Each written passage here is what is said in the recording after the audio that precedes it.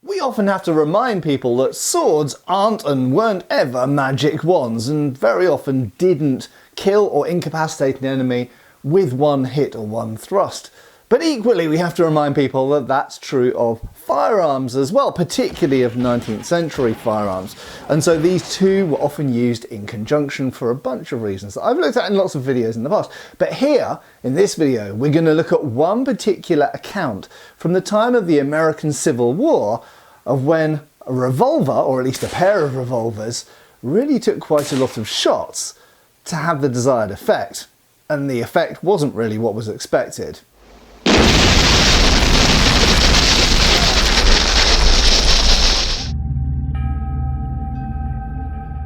Hey folks, Matt Easton here, Schola Gladiatoria and Easton Antique Arms. So we're going to look at a historical account here from the 1860s, so the time of the American Civil War, and in fact involving people who were actually engaged in the American Civil War.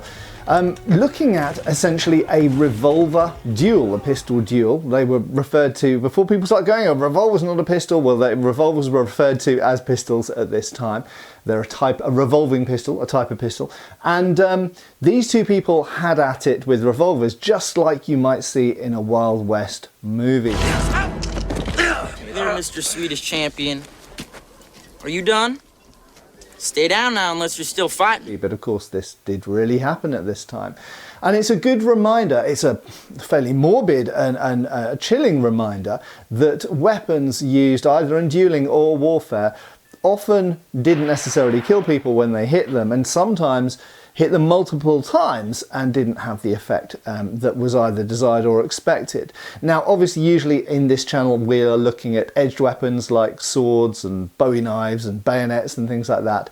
And of course these are very important weapons at this time, partly because, and we should always remember, guns weren't magic wands any more than swords were. And yes, they were effective in some ways that swords necessarily weren't, but also swords were a very, very useful thing to be used alongside guns at this time for a whole bunch of reasons. And remember that the revolver was really quite a recent and new invention at this time. It had been around since the 1840s. And you only had a fixed number of shots. You couldn't really reload in a close combat situation because these were muzzle loaders at this time, not breech loaders, and even breech loaders couldn't necessarily be reloaded very quickly, even in the next couple of decades. And of course, not all your shots would hit, but we'll get to that in the account. Now I'm actually holding a British 1867 breech loading Adams revolver here, which isn't correct for this video. Let's quickly look at what is correct for this video. So here I have a Colt Navy of 1851 in 36 caliber. This isn't what's featured in the account, but this was a very popular type of pistol at the time. In fact, it was used in the Crimean War by the British, and some French even used it. Overall, it wasn't much loved in British service because it was considered to be a slightly small caliber, and it's a single action revolver, and single action means for each shot you have to cock before you can shoot. So you have to cock, now you can shoot. Okay, the British revolvers and British and French at the time preferred, and I won't do this very often, but this is a deactivated one, so I can do it because there's no hammer striking anything, are double action, which means that you can shoot as quickly as you can squeeze the trigger. So, but you can also shoot it single action as well. So this was generally speaking preferred in British, French and various other militaries in Europe. However, the Americans at this time loved a single action, and what's actually featured in this account is something similar to this. So this is a third model Colt Dragoon. As I mentioned, it is single action. So single action, once again, means you have to cock before you can pull the trigger and release it and shoot each time. So technically a little bit slower to fire unless you sort of fan it, as is done in Wild West movies, although there's not very much historical evidence of them ever doing that. But this is a very powerful revolver. The Colt Dragoon, now the account mentions Colt Dragoon revolvers. That could mean that it's talking about one of these. This is a third model Colt Dragoon. These were used in the American Civil War by some people. They were also incidentally used in the Indian Mutiny by some people as well, by the British. So these were used outside. In fact, some of these were made in London. This is a third model. Obviously, you might be able to guess from that there is a first model and a second model of the Colt Dragoon. However, in old accounts, sometimes when they say the Colt Dragoon pistol, particularly if they refer to the old model, they might be talking about the old Walker. And the Walker is an even bigger chamber than this, even bigger, deeper cylinder, so it carries even more load. But it has some disadvantages to it as well. This isn't a video talking about the Colt Walker and the Colt Dragoon. Maybe I can do that in the future. I'm sure there's some other good videos out there in the world about that topic as well. But just to say that fundamentally this is a 44 caliber, pretty powerful single, for a revolver anyway, single action pistol. Now by modern standards, a lot of people talk about the Colt Walker and the Colt Dragoon like they're humongously powerful. Well, remember, this is black powder, it's not modern nitro, so it's in a sense not as powerful in that way, but equally these are actually less powerful than earlier single shot flintlock and percussion lock pistols that carried more powder and bigger balls, so to speak. With a revolver, this is one of the larger calibers of the time, the 44 caliber. You can't really make them much bigger than that and still have a revolving cylinder without it weighing like 10 pounds. These weigh about 4 pounds, I think. So these are heavier than a sword already, especially when loaded. So that's about the biggest caliber. So what we're talking about in this video is a 44 caliber Colt Dragoon, something very similar to this, which I shoot myself. So this source is from the American Journal of Medical Sciences. You can find it on Google Books, and it dates to 1868. And essentially it's the account of a doctor who is treating spinal injuries. Many of these, of course, because of the date, 1868, are people who were injured during the American Civil War of the 1860s, of a few years before. So this is one particular account. There are other accounts in there. You can go and have a look for yourself because it is actually very interesting reading. Obviously it's very medical, but this is an account essentially of a duel with Colt Dragoons. So it says AGE, so that's the patient, an enlisted soldier of General Forrest's cavalry, very famous, look up General Forrest, who served through several of his wonderful campaigns. Early in April 1859, during a street encounter in Texas, so this is before the Civil War, he was severely wounded in the spine. He states that Captain T, his opponent, came into town on the 23rd of April of that year, when a fight ensued, and each being armed with a Colt Dragoon 6-shooters of the old patterns. That might be a Colt Walker, might be a Colt Dragoon, maybe first or second pattern, we don't know, at a distance of about 12 paces, so really close. Okay, this is almost sword dueling distance. You could certainly run at someone with a knife at that distance, couldn't you? Which resulted in the death of Captain T and the maiming of my patient, AGE, for life. He did continue his life, incidentally, but you can go on and read that for yourself.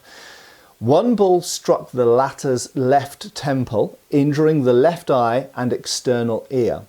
A second passed through the left thigh, just above the knee joint. Ouch. And a third entered the lower rib of the right side, ranging upwards towards the spine. He instantly fell upon the ground. In falling, his pistol was involuntarily shot, as he was in the act of firing it at that moment. Feeling no pain whatsoever, only a slight dizziness for a few seconds, he attempted to rise, but found that he had no control of his legs. He'd been paralysed below that. In a few more seconds, he picked up his pistol, found his hand was perfectly steady, and with his final shot killed his antagonist, Captain T. Each had fired 6 times, emptying their pistols. So I hope you enjoyed that. There's a few takeaways from this source. Obviously one of the takeaways is that they emptied their revolvers. They each shot 6 times. Now some of you might be thinking, well, that's a bit strange because didn't they only load 5 chambers? Not necessarily. So very often with a Colt, if I just move it there, you pull it back, not even to half cock, just pull it back a little bit. There's a little pin, and you can now rest the hammer between 2 chambers. So indeed, while some people did and still do only load 5 chambers and leave the hammer resting on the empty chamber, for the fear of it going off accidentally, these were designed to have all 6 chambers loaded, and you actually rest the hammer between the 2 percussion cap nipples here. It's resting, it can't go off, there's no way it can go off. The only way slightly it could go off is if that hammer gets caught on something, it pulls back and then falls on the next percussion cap. But fundamentally that's essentially now in safe mode, and then you've got percussion caps on all of the nipples, and when you want to shoot you pull that back and it immediately lines up and locks in the next chamber. So, assuming they both had 6 chambers loaded, they shot 6 times. Note that out of those 6 shots, our main character of the story, the person who was wounded and actually survived, was hit 3 times, 3 recorded times. Okay, once in the head, once in the leg, once in the body. That is really, really useful and interesting data. So they were only 12 paces away, and yet only half of the, so 3 out of 6 shots actually landed. Secondly, the first shot and the second shot may have put him on the ground, possibly, although the implication is that it was the shot into the body which hit the spine which put him on the ground. But, you know, this is a person's recounting the tale, so who knows exactly what order things happen in. But 2 of the shots didn't put that person out of action, and once the person had been paralysed and put on the ground, they then, with their final shot, shot the other person back and killed them. So when we're looking at historical sources, whether it's with guns or swords, we have to remember that any of these blows could land in any place, and you don't really know what the effect of any of these one hits will be. A hit in the leg might incapacitate someone more in that moment than a hit in the body or a hit in the head. A bullet can graze across someone's head. A sword can skid off someone's skull or slash them across the face, and that person is still a mortal danger to you. And even when the wounds are caused, you don't know what the effects of the wounds are going to be. And lastly, I'd like to remind all of the gun aficionados that watch my channel, and often when I question what's the best kind of sword for this situation or that situation, they go, the best kind of weapon's a gun. Why don't you just get a gun? Well, remember, this is the 19th century. Well, this isn't, this is the 21st, but that was the 19th century. At that time, with this technology, these were still super, super useful. And militaries all over the world, and indeed the US military even as well, particularly the Union cavalry, made good use of their swords and sabres at various points. Still being used in World War I as well. And moreover, guns, much like swords, aren't magic wands. You can shoot your gun 6 times, you might only hit with 3 of the shots, and if you're unlucky, those 3 shots won't actually kill your opponent. And in the case of Captain T, you still lose, you still die, and that person's lost, at least to me, in history now. No, maybe someone out there knows who Captain T was. But anyway, obviously this is a morbid subject, but it's interesting for students of military history, and I hope you found it interesting as well. Anyway, I hope you're subscribed. Please check that you are. Give me a like, because it makes a huge difference to this channel. We're closing in on 500,000 subscribers, which is a massive, massive landmark for me. So if you're not subscribed, please do so and try and get me to that 500,000. Anyway, thanks a lot for watching. I have been Matt Easton. I will, of course, continue to be, and I hope I'll see you back on the channel really soon. Cheers, folks. Thanks for watching. We've got extra videos on Patreon. Please give our Facebook a like and subscribe if you haven't already. Cheers, folks.